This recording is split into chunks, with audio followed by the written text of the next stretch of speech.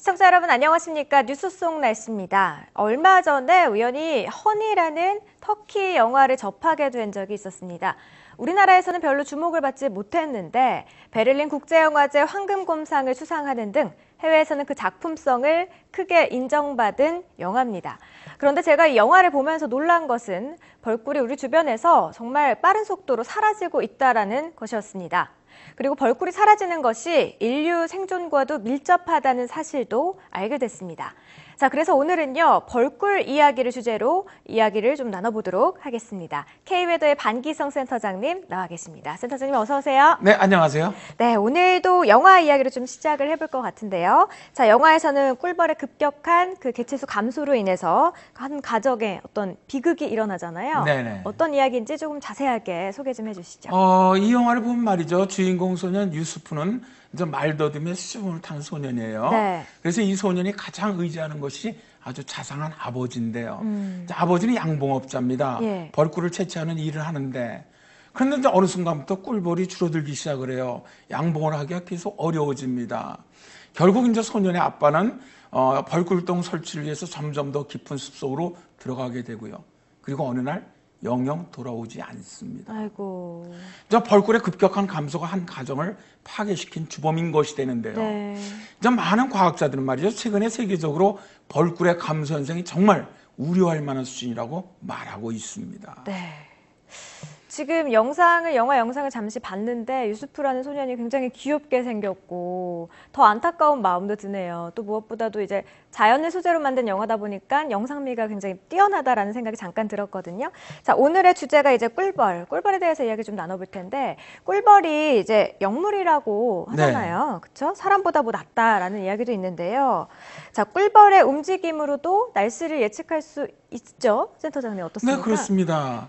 이제 오늘은 벌들이 벌통에서 나오지 않는 걸 보니까 비가 오겠네. 이제 뭐 집집마다 토종벌을 키우던 저희 고향에서는 벌과 날씨에 관한 이야기 굉장히 많아요. 네. 벌은 결코 빗속에 갇히지 않는다. 이런 속담도 있어요. 이게 뭐냐면 비가 올 것을 미리한 벌들이 벌통 밖으로 나오지 않기 때문에 비가 내리고 있을 때는 빗속을 날아다니지 않는다는 말이죠. 네. 사실 이제 이런 꿀벌 같은 경우에는 통상 반경 한 4km 정도의 범위를 날아다니면서 꿀을 모읍니다. 멀게는 물론 한 8km까지 날아가는데요. 꿀벌이 먼 곳을 날아갔다 돌아올 때는 아주 그들만의 독특한 항법 시스템을 사용을 해요. 어떤 건가요? 네네. 이제 벌꿀은 하늘의 편광, 그러니까 뭐 예를 들어서 어떤 특정의 방향으로만 진동하는 빛의 파동이 있거든요. 네. 이것을 이용을 해서 비행 방향을 잡습니다. 즉 광파에는 아주 독특한 평면 진동이 존재를 하는데 꿀벌은 이러한 편광을 감지해서 비행에 이용을 하고 있는 것이죠. 근데 이제 비가 오기 전에는 먼저 나타나는 것이 권은 권충은 이런 것들인데 이게 빙정으로 되어 있거든요. 얼음 입자. 네. 바로 이런 것들은 편광을 분산시키는 역할을 해줍니다. 그럼 편광이 분산되면 벌들은 장거리 비행을 위한 항법 시스템을 잃어버리게 되는 것이죠. 따라서 날씨가 이제 흐려질 것으로 되는 날 대개 권은 권충이 먼저 들어오다 보니까 벌들이 비행을 안 하기 시작하면 비가 내리겠구나. 이제 우리가 그런 거를 예측을 할 수가 있고 그런 속담도 만들어지게 된 것이죠. 그렇군요. 그런데 최근 이제 꿀벌이 사라지고 있는 것에 대한 어떤 원인이 있을 것 같습니다. 어떤 게 있을까요?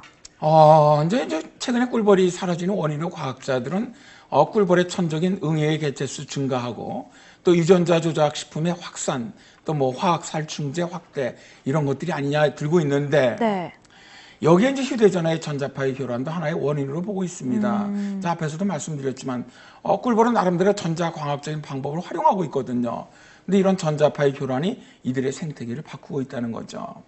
그러나 이제 어느 한 가지도 꿀벌이 사라지는 이유를 명확하게 설명해주고 있지는 못합니다. 네. 다만 이제 과학자들은 이런 원인들이 복합적으로 작용했을 것이라고 주장하면서도 대체적으로 지구온난화로 인한 급격한 기후변화가 가장 근본적인 이유라고 보고 있습니다. 자, 그렇다면 이제 꿀벌이 이렇게 사라지고 있는 거에 대해서 굉장히 좀 민감하게 받아들이는 것 같은데요.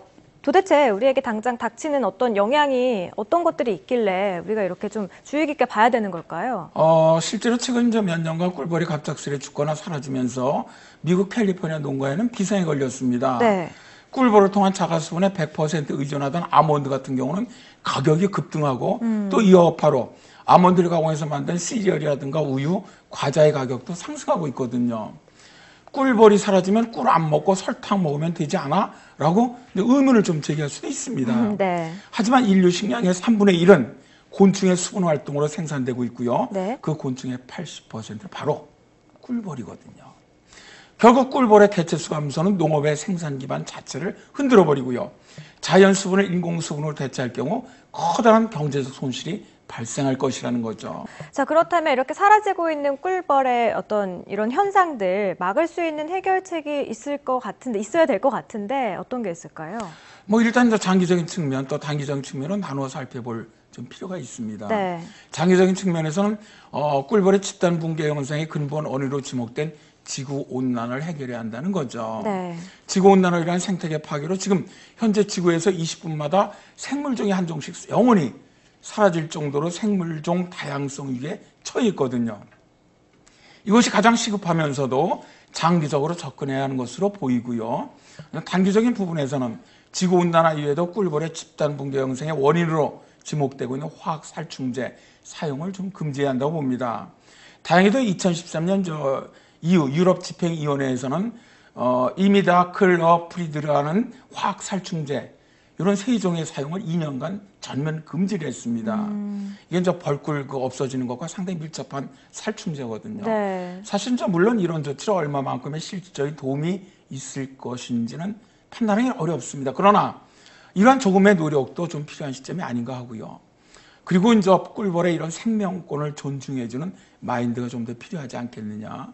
사실 보면 농가에서는 이미 오래전부터 야생벌의 수가 부족하게 되면서 식물의 수분을 도와주는 꿀벌을 따로 기르고 있거든요. 네. 그리고 이런 벌을 대여해주는 사업자들이 존재하고 있습니다.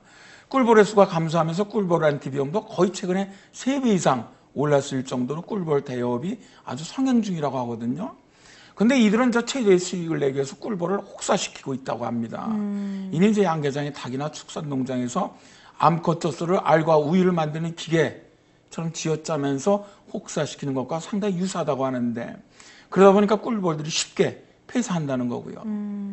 그런데 문제는 지금 같은 상황에 대한 해결책을 강구하지 않는다면 우리 인류는 지구온난화로 인해서 지구에서 살 수 없게 되기 이전에 꿀벌의 개체수 급감으로 인해서 식량이 부족함에 따라 살 수 없게 될 수도 있다는 것이죠. 네. 사실 꿀벌이 없다면 우리 인간은 더 이상 꽃피는 봄을 맞이할 수 없고 결실 없는 가을을 맞이하게 될 수도 있다고 과학자들은 이야기합니다. 네.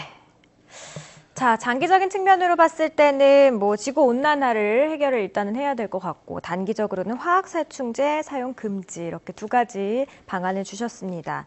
전 세계적으로 이렇게 나타나는 이런 꿀벌의 급격한 감소가 식량 대란을 가져올 수도 있다는 사실, 이 사실을 또 우리 모두가 또 인식을 해야 될 것 같고요. 또 비단 꿀벌뿐이겠습니까? 작은 곤충 하나도 다 소중히 여겨야 된다라는 생각을 좀 가져봅니다. 오늘 말씀 고맙습니다, 센터장님. 네, 감사합니다. 벌이 조금 없어지는 게 무슨 대수냐라며 이제 호들갑을 떨 수도 있다라고 말을 할 수도 있죠. 하지만 아인슈타인은요, 꿀벌이 없어지면 인류는 4년 안에 멸망할 것이다라고 이야기를 했습니다. 그만큼 꿀벌이 인류의 삶에 엄청난 영향을 준다는 것이겠죠. 2013년 꿀벌을 보호하기 위해서 EU 집행위원회가 꿀벌류의 약품을 사용하지 못하도록 한 것 등 이런 적절한 조치 좀 더 필요하다는 생각이 듭니다. 꿀벌을 보호하기 위한 전 세계적인 노력이 더욱더 필요할 것 같습니다. 뉴스 속 날씨 오늘 준비한 이야기는 여기까지입니다. 시청해주신 여러분 고맙습니다.